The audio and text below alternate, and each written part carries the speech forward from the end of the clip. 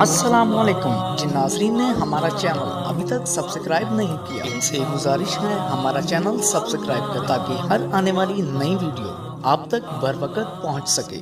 شکریہ. لیکن امام غزالی فرماتے ہیں باتیں بڑی آتی تھیں، لفظوں پہ بڑا غور تھا، پن من بڑا میلا تھا، اندر کا سفر ختم ہی نہیں ہوتا تھا. مجھے حدیثیں بڑی یاد تھی کہ نماز میں بڑی لذت ہے، پر سر سجدے میں رکھتا تھا تو جمتا ہی نہیں تھا. مجھے پتا تھا قرآن کے ایک حرف کا ثواب 10 نیکیوں کے برابر، پر قرآن کھولتا تھا تو دل جمتا ہی نہیں تھا. فرماتے ہیں میں بڑی مسجد کا خطیب تھا. ایک دن میں ایک چھوٹی مسجد کے خطیب کے پاس چلا گیا، حضرت ابو علی فارمدی. مجھے کسی نے بتایا یہ بابا اپنے دروازے پہ بھی جھاڑو دیتا ہے اور مسجد میں بھی جھاڑو دیتا ہے. مجھے کسی نے بتایا کہ میں تو نماز کا وقت بھی ہو جائے تو میرے لیے بوجھ ہے مسجد جانا، یہ تہجد کے وقت بھی مسجد پہنچ جاتا ہے. مجھے کسی نے بتایا کہ اس کی طبیعت بڑی مائل ہے رب کی طرف. میں پہنچ گیا، پر گیا رات کو گیا.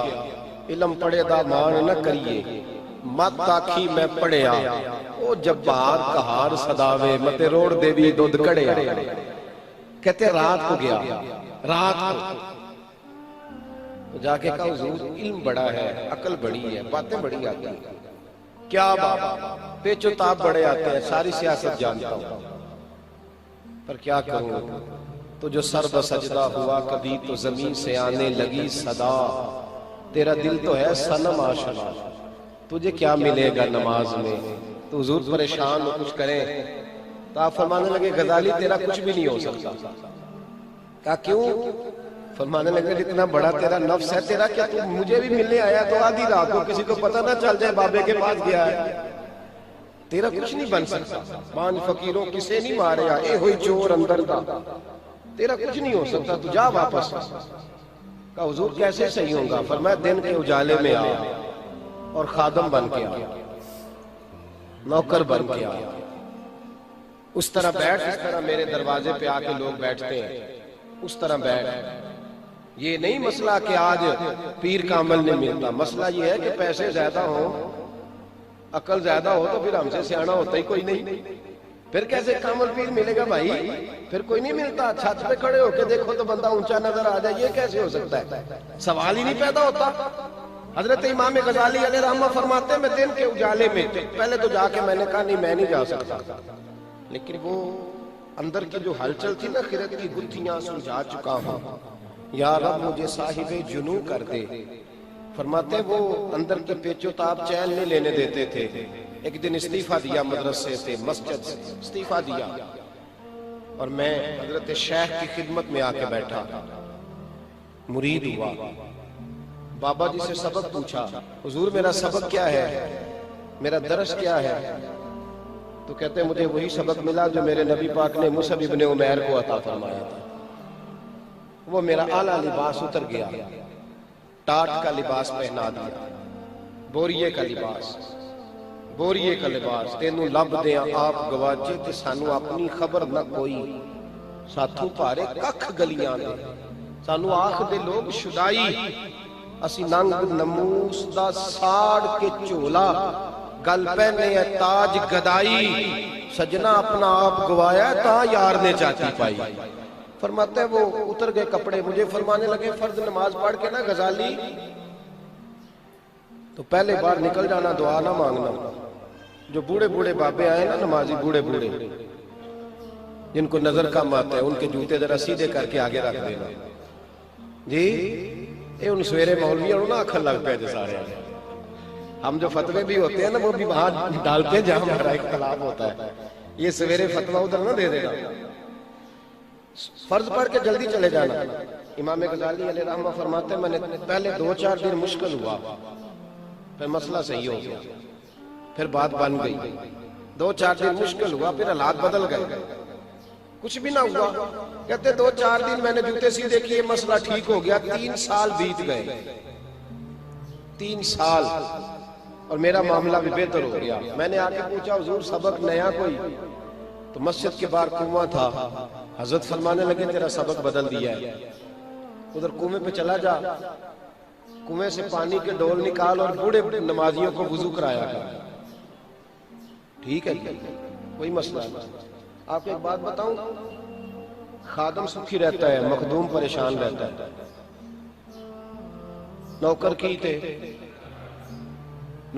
تھے مکی گال ضرورت ہی کوئی نہیں، اور اگر بندہ مخدوم ہو اندے نے مینوں سلام نہیں کیتی آج، اے منڈے نے سلام نہیں لئی، انجے لنگ گئے انہیں لئیے تیرے ذرا آکڑ کے لئیے ہاتھ نہیں سچوں میں سلوٹ نہیں کیا، بندہ ٹینشن میں رہتا ہے۔ نوکر کی تھے پرواہ ہی نہیں، ضرورت ہی نہیں، کوئی لے تب بھی ٹھیک ہے، نہ لے مسئلہ ہی کوئی نہیں، اسی کسی دے کچھ بھی نہیں لگ دے، نہ کوئی ساڈا دردی، کوئی ضرورت نہیں، تخت ہزارے دی لوڑ کی نالے کی لگے شہر ببول دے نال، اسی اپنی بال کے سیکنے ہاں، سانو کی لگے کسی اور دے نال، ضرورت ہی نہیں، بندہ آسان رہتا ہے، سکھی رہتا ہے۔ میرے رسول پاک صلی اللہ علیہ وسلم کا دین سمجھنے والوں بات کو سمجھو، امام غزالی فرماتے ہیں میں نے 3 سال وہاں بھی نوکری کی، وہ بھائی بڑا مشکل ہے، میٹرک کا سٹوڈنٹ ابھی پاس نہیں کیا، پتہ نہیں سیپلی آئے گی کہ کیا بنے گا، اس کو آپ کہنا پانی کا گلاس لا تو کہتا ہے ایسے لے آؤں، یہ کہاں لکھا ہے؟ یہاں اصل مسئلہ انا کا ہے، انا تو سچی بھی ہو تو نہیں ٹھیک ہوتی، اگر جھوٹی ہو تو بڑی خطرناک ہے۔ حضرت امام غزالی فرماتے ہیں 3 سال میں نے وضو کرایا، ایک بوڑھے بزرگ آئے، چہرہ بڑا نورانی تھا، لفظوں میں بڑی کشش تھی، پر عمل ان کا میں نے انوکھا ہی دیکھا۔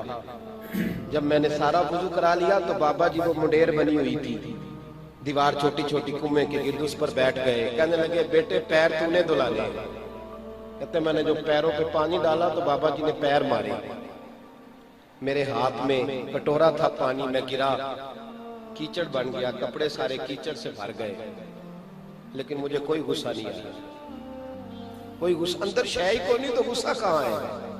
معاملہ تو ختم ہو گیا، یہاں تو رٹا سارا انا کا پڑا ہوا ہے، جھگڑا ختم ہو گیا۔ فرماتے پھر اٹھا، پانی نکالا، پھر وضو کرایا، انہوں نے پھر ٹانگ ماری، پھر گرا دیا، پھر سارا میں غبار آلود ہو گیا، کیچڑ میں بری طرح میں لتھڑ گیا۔ فرماتے 3ری دفعہ پھر انہوں نے مجھے گرایا، کوئی ملال نہ آیا، کپڑے جاڑے، پانی بھرا، وضو کرایا۔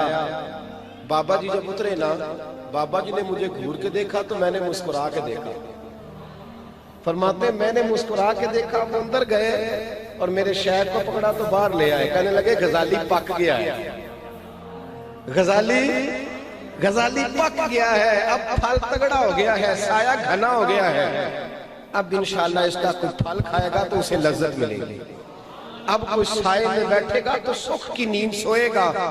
فرماتے ہیں حضرت ابو علی فارمدی نے سر سے امامہ اتارا اور میرے سر پہ رکھا، کہا غزالی تیرے باطن کے بت میں نے سارے توڑ دیے، تیری انا کا کیچڑ میں نے سارا اتار دیا، تیرے اندر کی جو غلاظتیں تھی وہ دھو ڈالی ہیں ساری، اب یہ پگڑی تیرے سر پہ رکھتا ہوں، مجھے زمانہ بھول جائے گا پر غزالی کا ذکر قیامت تک ہوتا رہے گا۔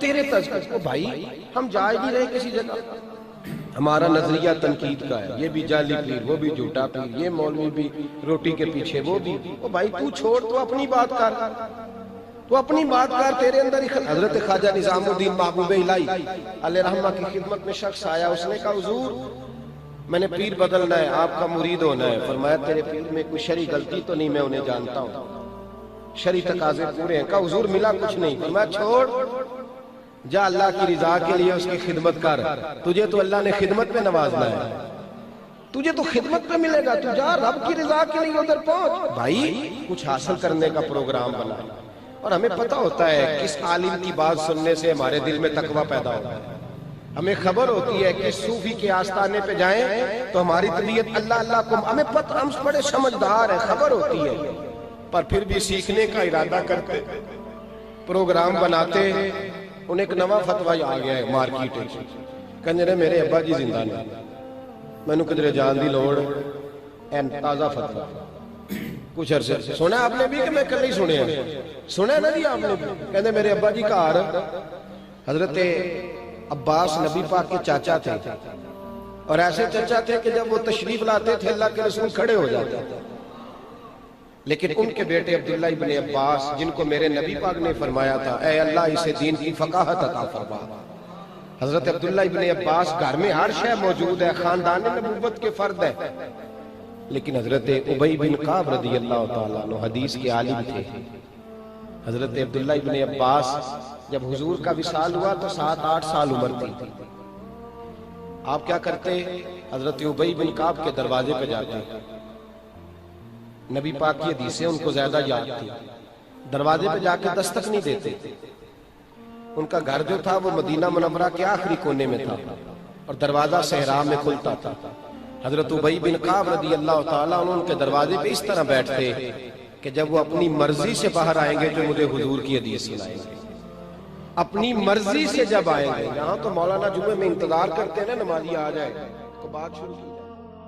اس طرح نصیب ہوتا جناب سعد بن ناجیہ رضی اللہ تعالیٰ عنہ دروازہ رسول پہ آئے کلمہ پڑھنے. جب مسلمان ہوئے تو نبی کریم علیہ السلام کی بارگاہ میں عرض کرنے لگے یا رسول اللہ صلی اللہ علیہ وسلم ایک بات پوچھنی ہے. حضور نے فرمایا پوچھو. عرض کرنے لگے یا رسول اللہ دور جاہلیت میں جو ہم نے نیکیاں کی ہیں ان کا بھی اللہ ہمیں اجر عطا کرے گا؟ جاہلیت کے زمانے میں جو خیر کا کام کیا, امام طبرانی نے اس حدیث کو طبرانی میں لکھا ہے, اس کا بھی اجر ملے گا. تو محبوب پاک علیہ الصلوۃ والسلام نے فرمایا تو بتا تو نے کیا نیکی کی؟ تو کہنے لگے یا رسول اللہ صلی اللہ علیہ وسلم میرے 2 اونٹ گم ہو گئے. میں اپنے تیسرے اونٹ پر بیٹھ کر اپنے 2 اونٹ ڈھونڈنے نکلا.